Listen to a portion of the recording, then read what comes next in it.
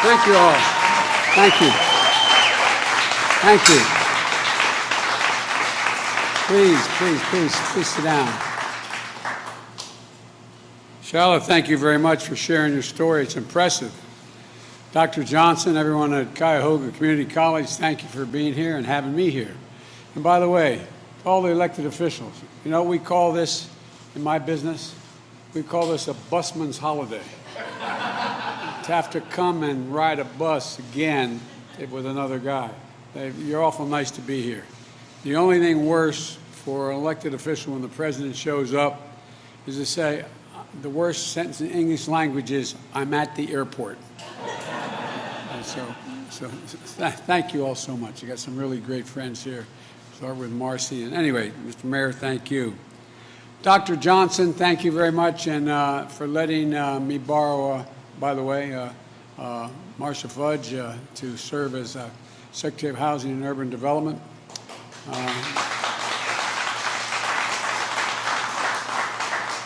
You know, certain places, just by chance and circumstance, can become markers in the course of your life or of the course of the nation.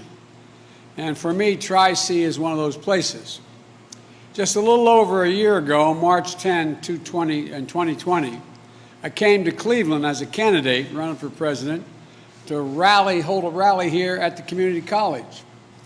Upon unloading, we got word that Governor DeWine, he did the right thing, wanted large indoor events to shut down because of the growing concerns over the virus and spreading all across America. There would be no rally that night. And life in America had changed, and a long, dark year was about to descend upon all of us. 14 months later, we finally made it to campus. And from a year of darkness, we're now emerging into the light. And I said from the very beginning, there's no chance for this economy to come back unless we beat the pandemic. I remember Congressman Ryan and I talking about that a lot on the campaign trail. You had to beat the pandemic to bring the economy back. And so that's what we set out to do, to help a lot of the people that are right here. And after administering 271 million doses of vaccine in the first 120 days, and we have the cases are down now from January, they're down 83%, COVID cases, down.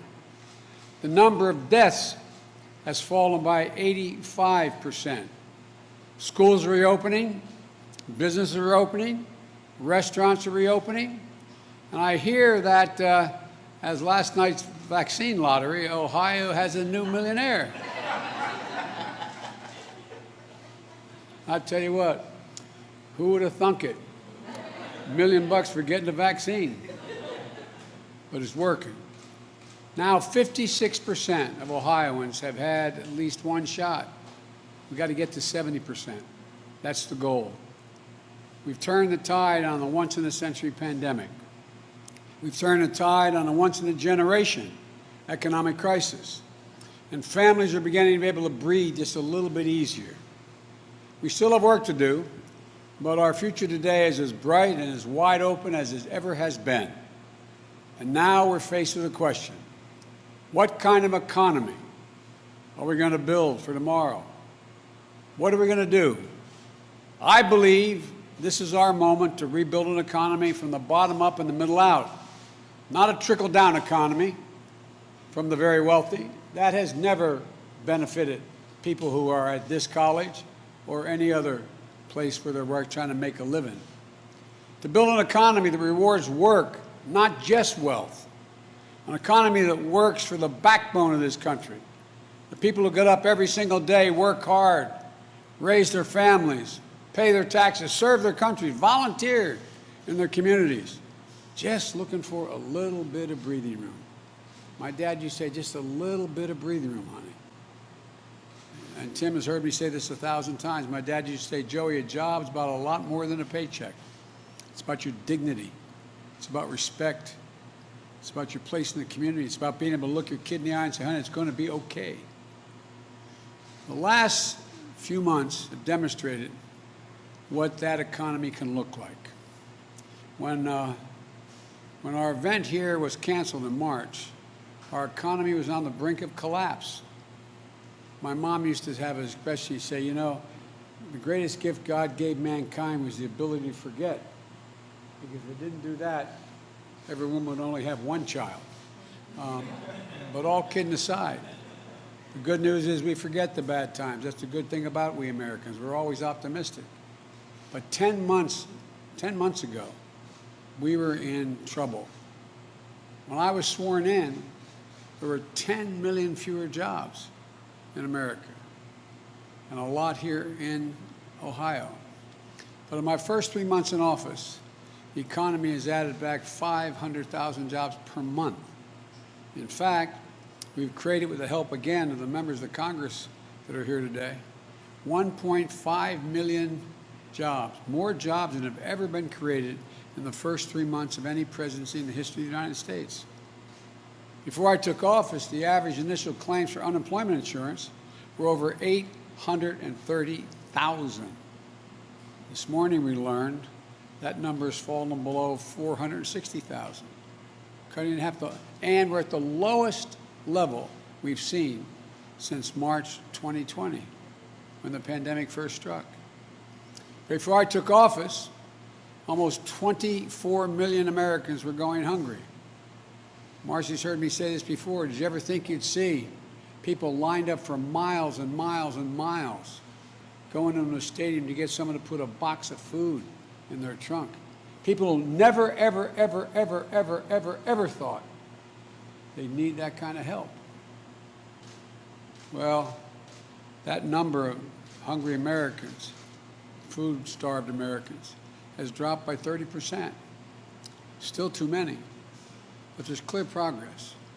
Before I took office, independent experts were projecting that our economy would grow at 3 to 4% in the year 2021. But they're now projecting that growth will be 6% or higher in 2021. The fastest growth in this country in 40 years. To sum it up, COVID cases are down, COVID deaths are down, unemployment filings are down, hunger is down, vaccinations are up, jobs are up, growth is up, people gaining health coverage is up, small business confidence is up. Put it simply, America's coming back, America's on the move.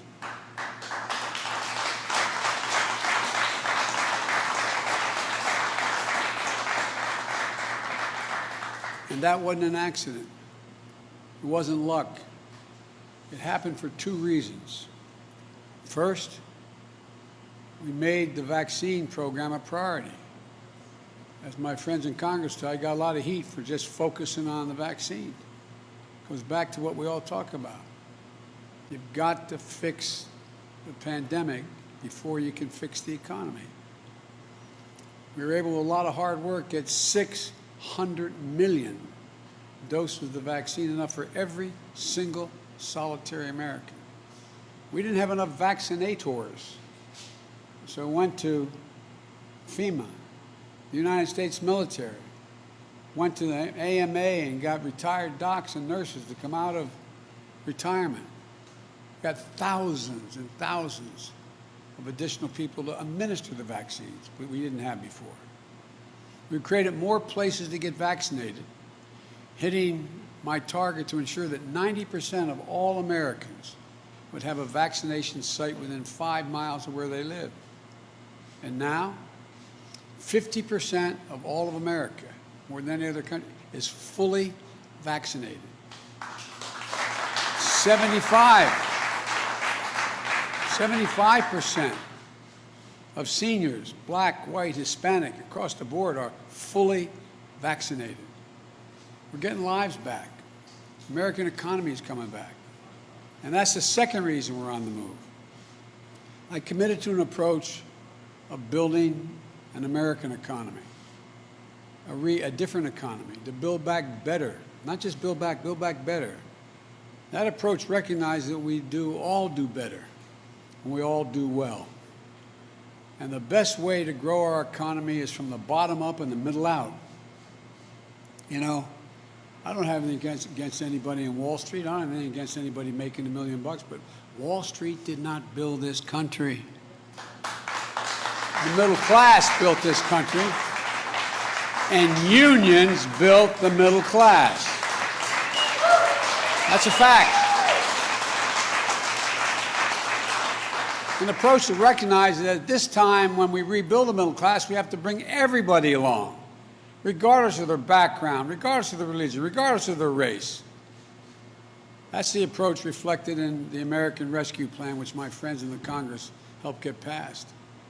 Because of that law, more than 167 million Americans got a rescue payment of $1,400. It's gone out helping families pay their rent, pay their bills, buy their groceries, and maybe most important, give them for the first time some hope. A little bit of hope. Hope goes a long, long, long way. Those checks matter. Small businesses and restaurants were getting killed. Now we're delivering the loans and support they need to reopen and stay open. Schools were struggling to reopen, so we made targeting teachers to get the vaccine as a priority. We delivered schools much needed support. State and local governments, and you know, Mr. Mayor, a lot of them had to lay off their employees, cops, firefighters, first responders, because you have to balance your budget. Well, now they're coming back thanks to the rescue plan. Beginning this summer, families with children will get tax relief, tax credit, the child tax credit, which is going to deposit money directly into their banks every month until that money is paid out. By the way, we had no problem passing a $2 trillion tax plan that went to the top 1% that wasn't paid for at all, just increased the debt $2 trillion. Every time I talk about tax cuts for working class people, it's, oh my God, what are we going to do? Well, we're going to take back some of that 1% money and make them pay for it. And thanks in part to part of the rescue plan named for an Ohio labor leader, Butch Lewis, championed by Sherrod Brown, who I don't think Sherrod's here today. Hundreds of thousands of retirees and workers across Ohio and millions more across the country can trust that their pensions they work so damn hard for and sacrificed to secure will be there for them. Unlike my dad, who busted his neck his whole life, and when the company went on, he lost his pension completely. Even my Republican friends in Congress, not a single one of them voted for the rescue plan. I'm not going to embarrass any one of them, but I have here a list of how back in their districts they're bragging about the rescue plan. They touted the restaurant revitalization fund. They touted the fact that we're in a situation where they're dealing with touted grants to community health care centers. Touted, I mean, some people have no shame. But I'm happy. I'm happy they know that it benefited their constituents. That's okay with me. But if you're going to try to take credit for what you've done, don't get in the way of what we still need to do. The bottom line is this. The Biden economic plan is working. We had record job creation. We're seeing record economic growth. We're creating a new paradigm, one that rewards work, the working people in this nation, not just those at the top. We did a study. 85% of my jobs plan, or 95% of my jobs plan, you don't need a bachelor's degree. 75%, you don't even need a degree that's a community college degree. It helps. But guess what? The bottom line is that people are going to be going back to work. There's a new bargain. Everyone is going to be in on the deal this time. Now as our economy recovers, there's going to be some bumps in the road. We know that. Of course there will be. You can't reboot a global economy like flipping on a light switch. There's going to be ups and downs in jobs and economic reports. There's going to be supply chain issues. price distortions on the way back to a stable and steady growth. In the coming weeks, my administration will take steps to combat these supply pressures, starting with the construction materials and transportation bottlenecks and building off the work we're doing on computer chips. We're also announcing new initiatives to combat anti-competitive practices that hurt small businesses and families. Fixing those problems can help build a more dynamic, innovative economy, and we're going to have a lot more to say about that in the days ahead. But this is already clear. We're on the right track. The American Rescue Plan laid a strong foundation for a new economy that brings everybody along. But it's just a first step. We're going to build on the incentive and incredible progress that we've made and set America on a sustainable path to faster, more inclusive economic growth. We have to start investing in ourselves again, in the American people again. Consider this. 3 decades ago, the United States was number 1, and some would argue number 2 in the world for R&D spending, research and development as a share of our economy. Know where we are now in the international competition? We're number 9. 9. Meanwhile, China was number 8, and their overall spending on research and development 3 decades ago they're now number 2. Number 2. This past year, Japan, Canada, Italy, France, and the EU have announced significant infrastructure spending. China's announced that they're increasing their research and development spending dramatically. Japan is making huge investments in reducing carbon emissions and building out the digital capacity they have. The European Union as well.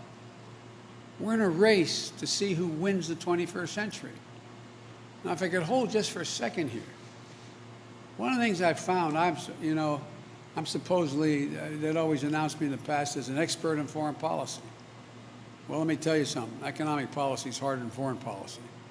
You know what the basis of foreign policy is in our stature in the world? One thing, our economic prowess. Our economic prowess. We must be number 1 in the world to lead the world in the 21st century. It's a simple proposition. And the starting gun has already gone off. We can't afford to fall any further behind.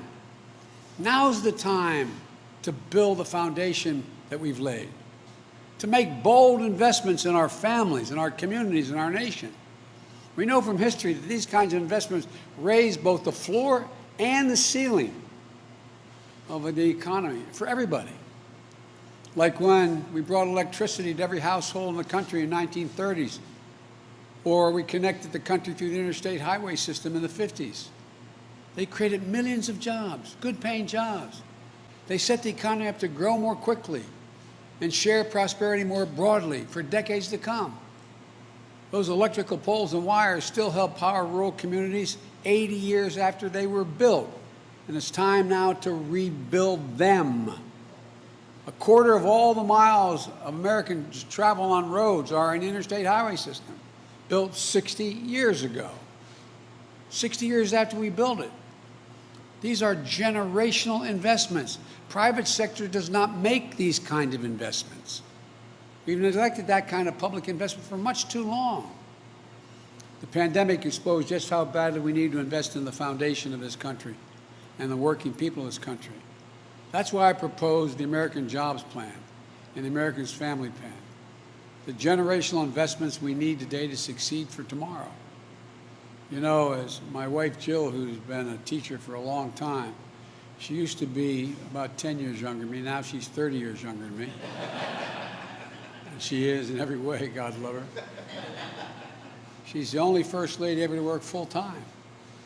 Full-time. She teaches 15 credits at the community college. 15 credits. She's a remarkable person. And she's out in Missouri right now and in Kansas doing other things, nothing to do with her job as a teacher. But my point is this. Jill has a constant refrain. Joey, any nation that out-educates us is going to outcompete us. It's a simple proposition.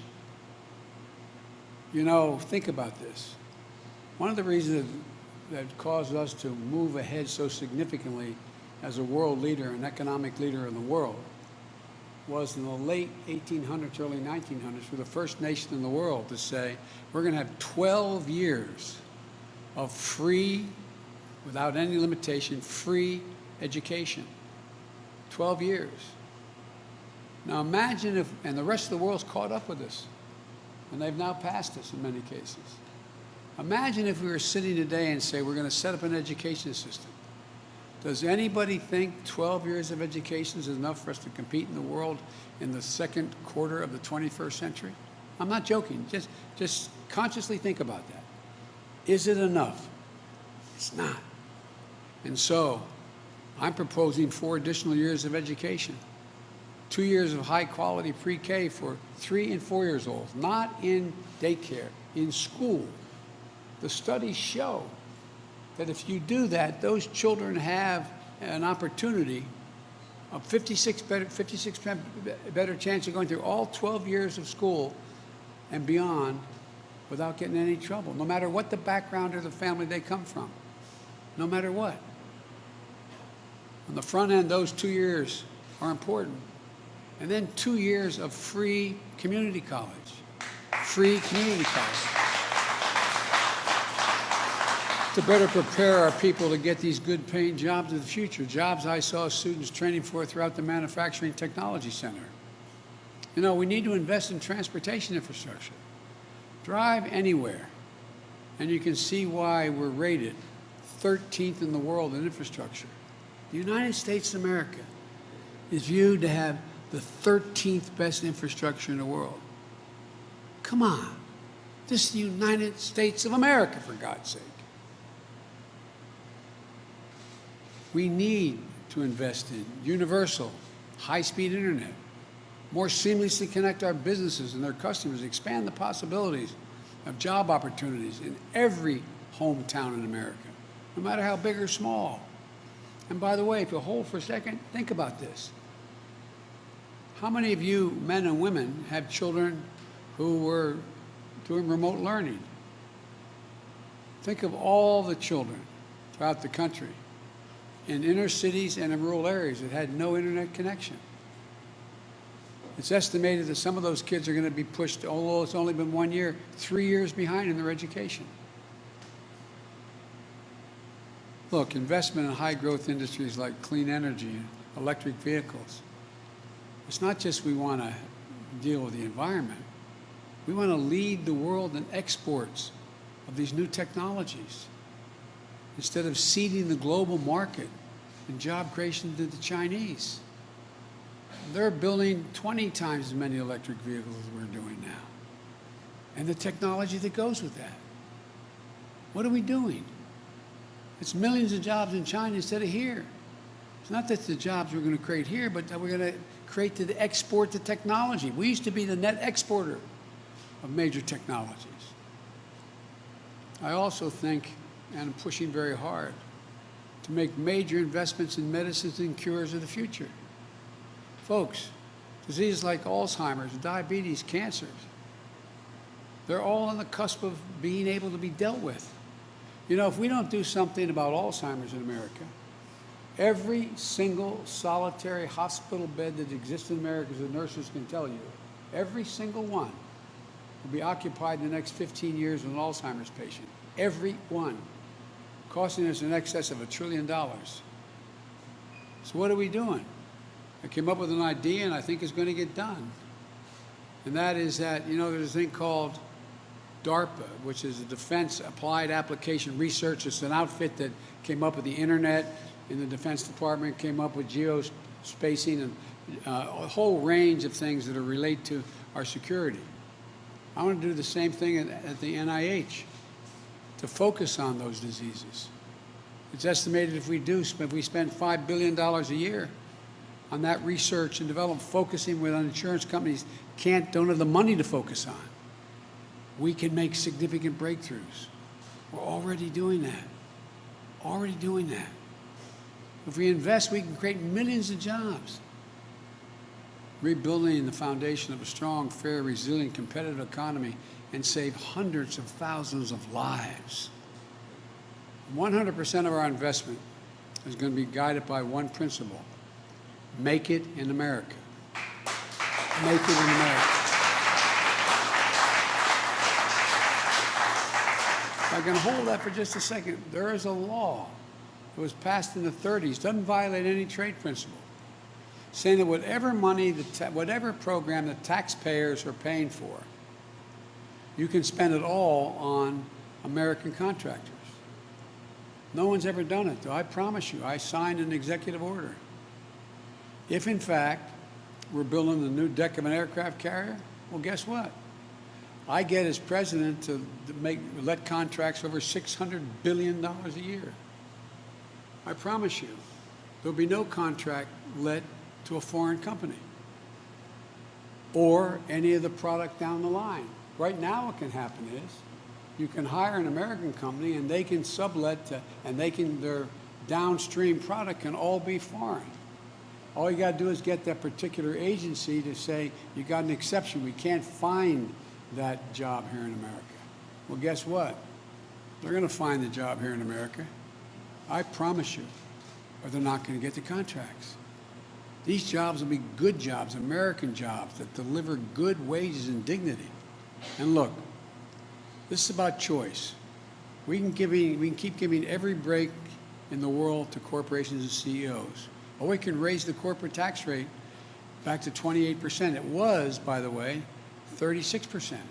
It came down to 28%, which is still lower than it was at any point between World War I and 2017. And they're making trillions of dollars. Let me tell you this to the press again. In the 10-year period between 14 and 24, excuse me, between 10 and 20, 2010, 2020, they made over $1 trillion. I think that's good. You know what they did with $1 trillion? They went out and they bought back 56% of their stock. Because the more they buy back, the more valuable the stock, and that's how CEOs get paid.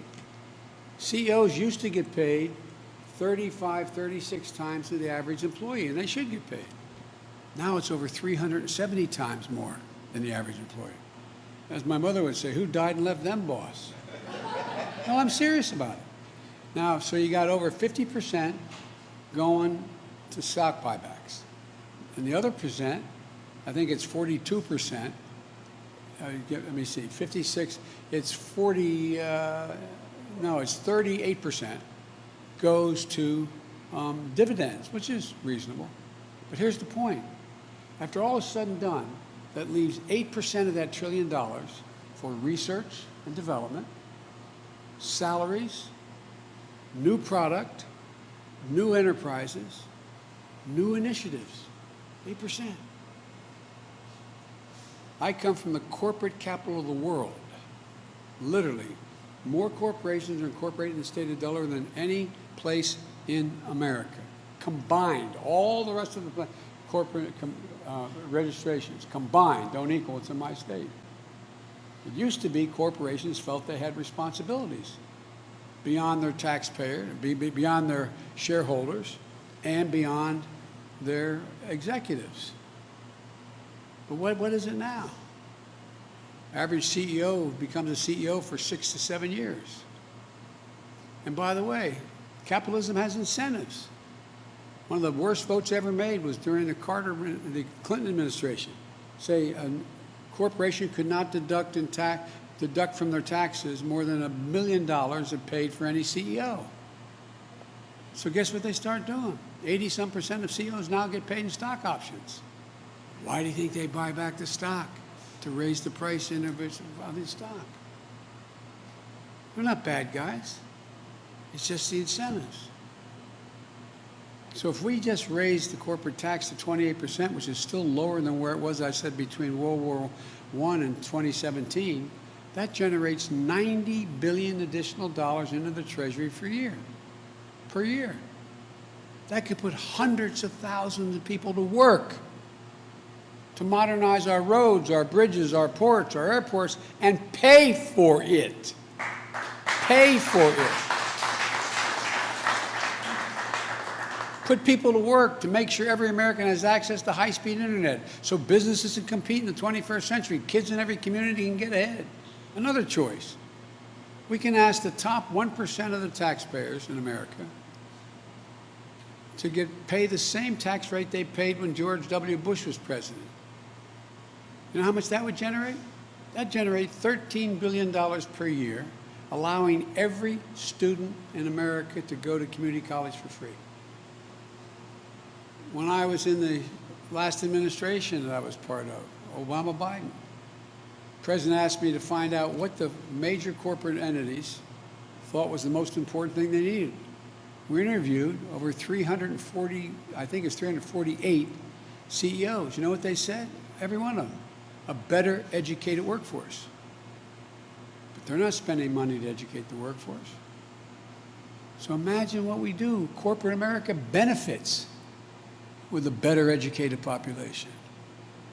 Do you want to give the wealthiest people in America another tax cut? By the way, I don't begrudge them the money they made. Just start paying your fair share, just a little bit. Consequence would help every high school graduate earn an education like students here at Tri-C, one that puts people on a path to good paying jobs and industries of the future. Look, I know you know what's best for America. And by the way, better educated public helps everybody. Look, my plan is the right way to invest, spreading key investments over time so we limit the price pressure. This is the right time to invest when we have historically low interest rates. Investing now with a plan to pay for it, that is fiscally responsible thing to do. Of course, there are critics out there who want to stand still. By the way, some of those critics are the same people who said that money was no object when it came, as I said, to that $2 trillion tax cut that went to the wealthiest 1% of America, who hold 30% of all the wealth in the country. But when we need to fix a road or a water system, or help millions of people return to the workforce by helping them afford child care or elder care, or help afford the ability to attend Tri-C, they think that's a bridge too far. Investing in America, again, is going to create growth, more jobs, but there's something else we have to do to ensure that high-quality jobs exist. We must restore the connection between the success of our economy and the people who produce that success, hard-working Americans. The connection has been severed. You all remember, it used to be the case in this country, when you were part of generating success of a company, you got to share in the benefits. That's long since gone, not a joke. And by the way, I'm a capitalist. But here's the deal. From 1948 after the war to 1977, I think it was 1977, 79, productivity in America grew by 100%. We made more things, productivity grew. You know what the workers' pay grew? By 100%. Since 1979, all that changed. Productivity has grown 4 times faster than pay has grown. The basic bargain in this country has been broken. If you work hard and contribute to the success of enterprise, you get to share in success. That's not the case anymore.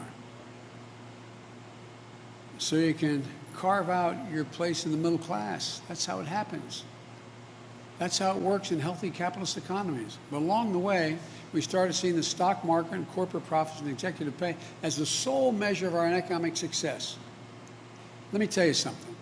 My sole measure of economic success is how working families are doing, whether they have jobs that deliver dignity. That means we have to focus on wages like we used to. When it comes to the economy we're building, rising wages aren't a bug, they're a feature. We want to get something economists call full employment. Instead of workers competing with each other for jobs that are scarce, we want employers to compete with each other to attract work. We want the companies to compete to attract workers.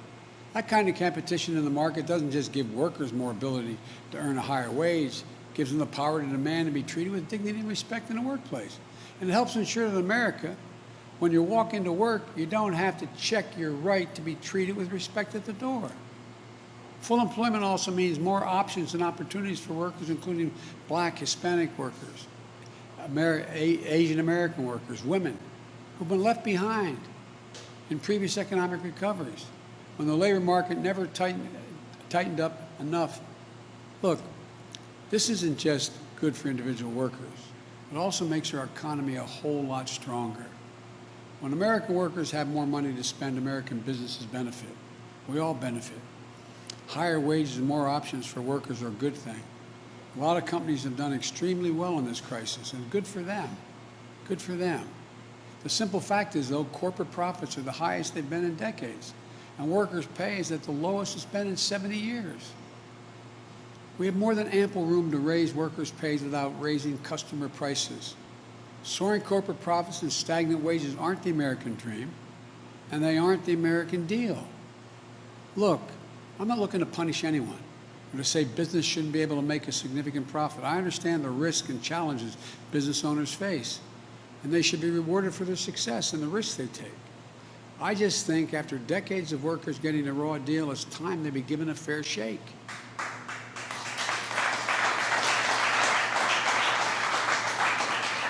We're already seeing what happens when employers have to compete for workers.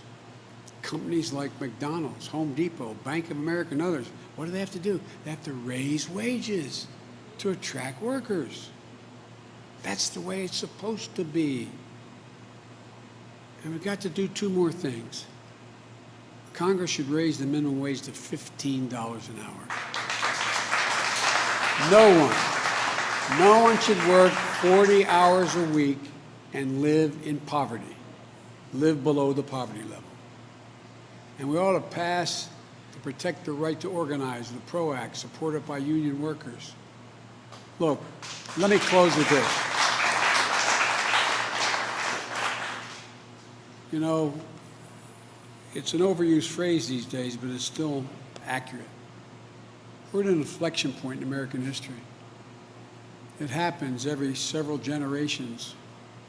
We have a chance to seize the economic momentum of the first months of my administration, not just to build back, but to build back better.